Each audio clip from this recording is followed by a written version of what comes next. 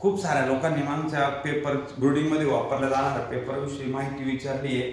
काही लोकांनी अपूर्ण माहिती घेऊन तो पेपर आणलाय आणि तो पेपर ब्रुडिंगमध्ये आथरलाय, तो अर्ध्याच रात्रीत खराब झालाय. तर पेपर घेताना मित्रांनो विचारपूर्वक घ्या. त्याची जीएसएम 180 जीएसएम पेक्षा जास्त जाडी असणारा खाका पेपर घ्या. पेपर घेत असताना अशा प्रकारे हा पेपर असतो बघा.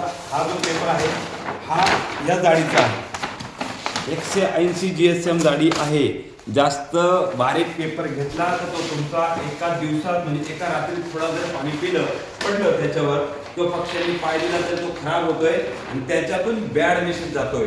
पेपर सारखी ह्या अखंड पेपर सारखी ब्रुडिंग सोपी कुठेही नाहीये. फक्त पेपर घेताना चूक करू नका.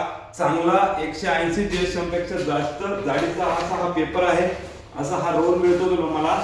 डायरेक्ट पेपर घ्यायचा आहे, डायरेक्ट तुम्ही वाचवू शकता. कमी जाडीचा पेपर घेऊ नका.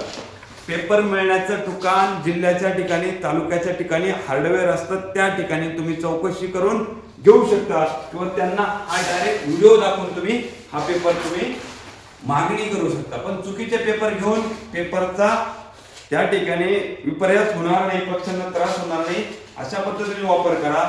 आणि पुन्हा एकदा सांगतोय, तुम्ही इंग्लिश पेपर किंवा साधा जो न्यूज पेपर आहे त्याची ब्रुडिंग करतात, त्याच्यापेक्षा ह्या पेपरने ब्रुडिंग चांगली होते. धन्यवाद.